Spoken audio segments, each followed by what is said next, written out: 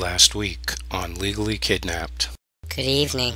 Our top story this week, the appeals court of the state of Florida overturns the state's ban on gay adoption, ruling that such a ban is unconstitutional. In California, a mother loses her kid without just cause when the state claimed that a man who was under investigation for child abuse was living there without any evidence to prove it. The 5th District Court of Appeals rules that Tulare County and Child Welfare Services is immune from liability regarding an infant who was severely injured in a shaken baby incident in a foster home. A foster parent from Camarillo gets busted for molesting 3 young girls, including 2 foster children in his care. And the system sucks want the governor to sign a bill that raises the age that a child can be held hostage in foster care system and receive services from 18 to 21. A new study by the University of California at Berkeley reveals that foster children who are bounced around from home to home do poorly in school as compared to their peers. And Senator Chuck Grassley of Iowa pledges to do something about this. In Las Vegas, Nevada, police are bashing Department of Family Services for not doing enough to protect Las Vegas's most vulnerable kids. A study from Tufts University finds that psychotropic drugging of children in the United States has more than doubled in the last decade, but for foster children those numbers are much higher as they are being fed psychotropic meds at a rate of 13 to 52%. The U.S. Food and Drug Administration is warning that common drugs for ADHD may cause hallucinations in children. And in Maine, the president of the Maine Children's Alliance claims that more needs to be done to identify children with mental health issues by age 2, get them the help they need, and track them by their social security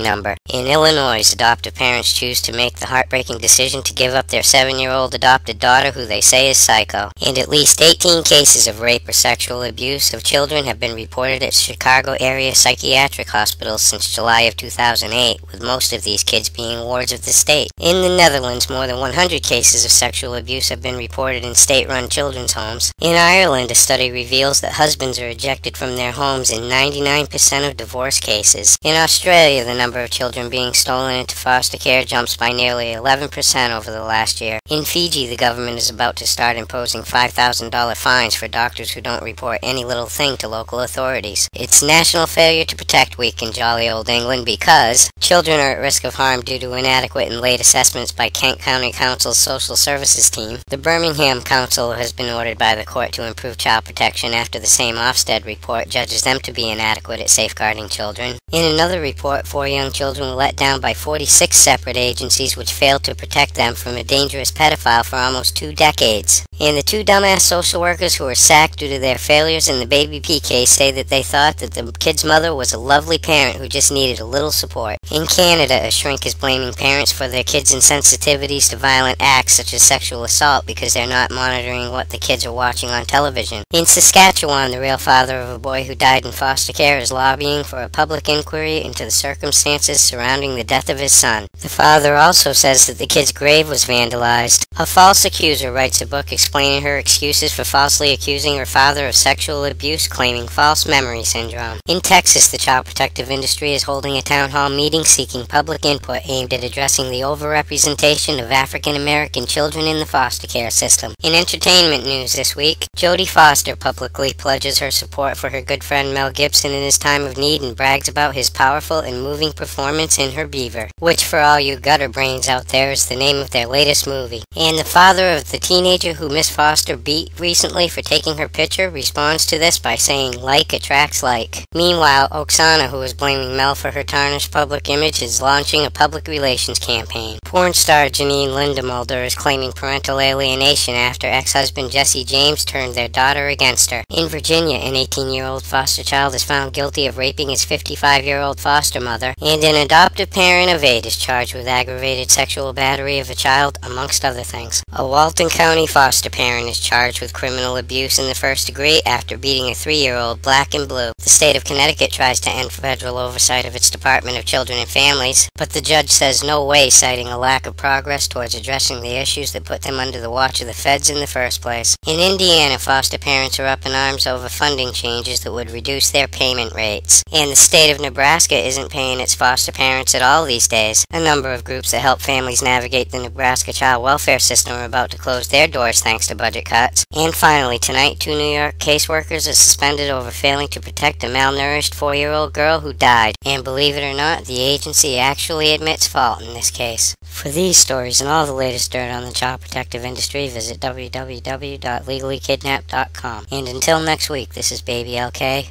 Over and out.